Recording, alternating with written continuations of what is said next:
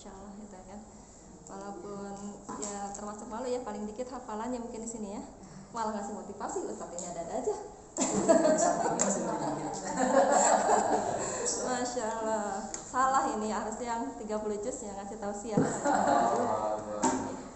Ya, mungkin sekedar sharing aja.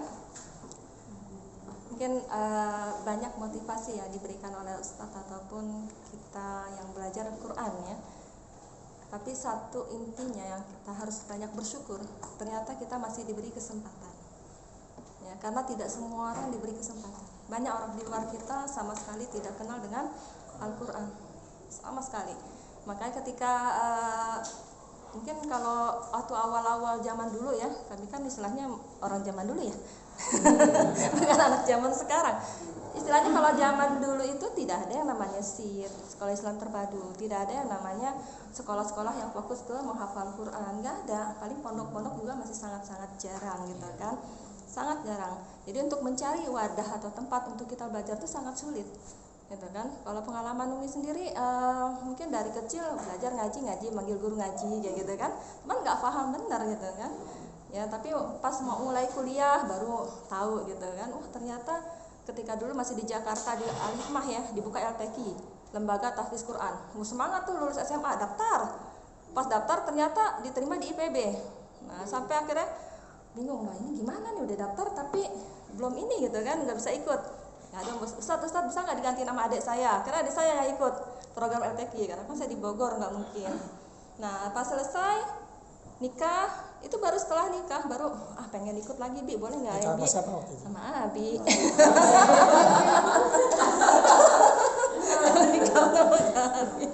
Jadi baru izin gitu ya, baru izin nama Abi.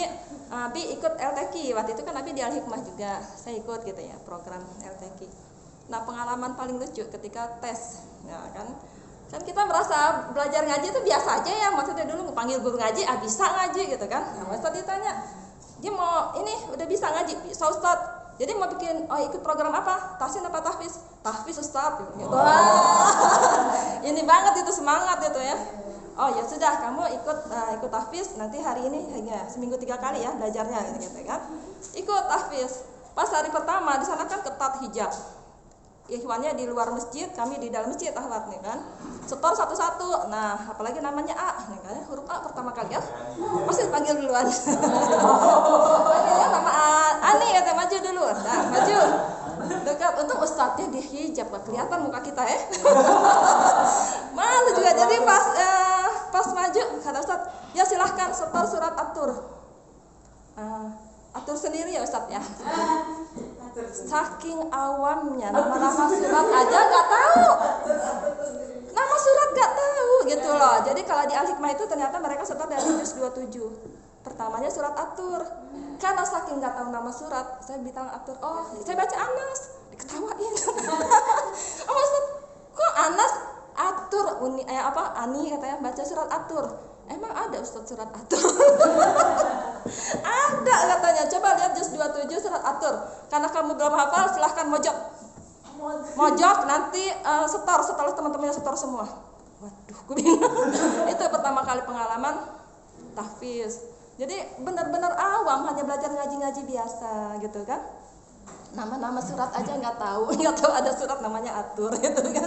Jadi saya kan atur sendiri gitu kan. Gitu. Masya Allah itu pengalaman ya.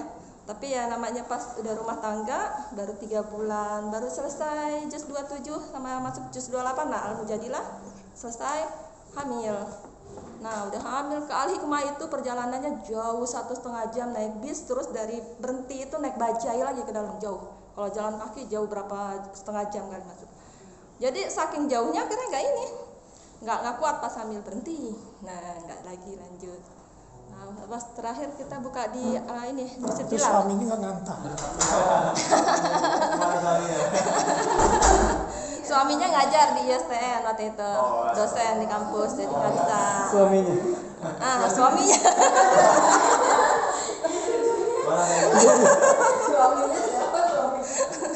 Nah itu jadi pas punya anak 2 kalau nggak salah, punya Afnan.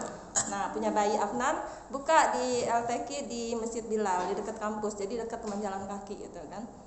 Ketika itu Ustadz Samsul Bahri yang pertama ngajar. Nah pas ngajar kan bawa bayi ya, mau nggak mau punya anak 2 tuh, 1 bisa dititip, 1 dibawa. Nah, nama bawa bayi ngaji gitu kan, baru belajar ngek bunyi sampai ustadznya masih bujangan lagi. Ustadznya komen apa? Tolong yang bawa bayi disailin dia bayi. Suruh disailin bayinya. Makanya diberhentiin dulu, nangisnya udah ajak main dulu, lalu ikut lagi. Seperti itulah pengalaman kan. Sampai akhirnya dapat, sampai dari tahsin, tahfiz, terus program mengajar tahsin, sampai akhirnya mulai ngafal, sampai dapat juz 30 gitu kan. Mulai 29 hijil. Sudah, ternyata pindah ke Palembang 99 gitu kan. Pindah Palembang, putus semua. Mau belajar sama siapa di sini? Nggak ada tempat belajar gitu kan. Jadi akhirnya ya sudah, bismillah kita buka sendiri gitu, akhirnya belajar sendiri. Dulu sering undang itu ya, kayak daurah Quran, Ustadz Samsul, Ustadz Effendi, Ustadz Harmanto gitu kan. Ya itulah pengalamannya seperti itu. Sampai akhirnya baru nyadar gitu sekarang lah. Tapi menurut saya tidak ada kata terlambat. Makanya saya bilang tadi, kesempatan beruntung sekali antum semua, apalagi dari muda-muda, apalagi yang sekolahnya mungkin di Izudin ya, dari Izudin, dari SD Fatimah, yang benar-benar sekolah hafal Quran sampai bisa selesai di sekolah tuh masya Allah gitu kan. Makanya kalau diskusi sama anak-anak tuh, kok Umi nggak hafal sih gitu kan? Ya, kami hafal. Saya bilang kondisi kita beda dulu gitu kan, ya nggak bisa disamakan. Ya sekarang Umi masih mau tetap belajar ya, walaupun ya malu, bukan hanya belum hafal aja, bacaan juga masih terceret-ceret dan usah kali setor juga, ainnya kurang, shotnya kurang, ini kurang gitu kan, masih terbatas sekali. Tapi itu semua tidak menghalangi, karena apa? Satu motivasi yang saya ingat terus ketika ngadep Ustadz Ali, Ustadz saya mau ikut tahasus dong Ustadz. Lah katanya, yang lain yang tahasus tuh bagus-bagus semua kan, mungkin saya murid paling nggak bisa gitu lah kita tahasus, tapi saking semangatnya yang mau Ustadz tadi dikabulin aja. Ya sudah, nggak apa-apa, ikutlah tahasus gitu kan.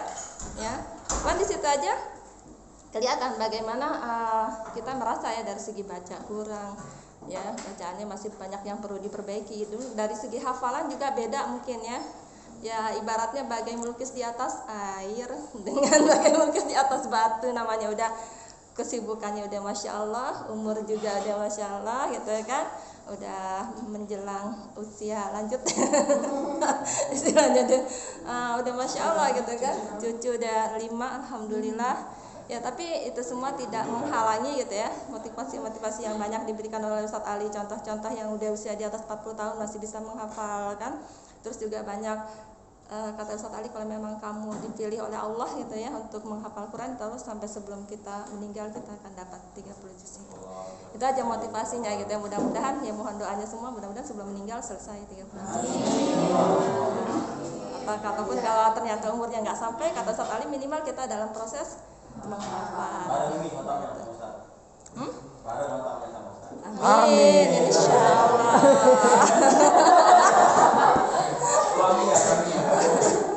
Ya, jadi insyaallah 3 juz saja belum selesai. Ya, teruslah istiqomah. Insyaallah mudah-mudahan kita tidak pernah tahu usia kita di akhir usia kita seperti apa, tapi kita semua berharap kita semua husnul khotimah dan menjadi hamba yang terbaik kita. Itu saja insyaallah sedikit ya. Terima kasih kalau mendengarkan sedikit gitu ya dari saya. Wabillahi taufiq wal hidayah. Assalamualaikum warahmatullahi wabarakatuh.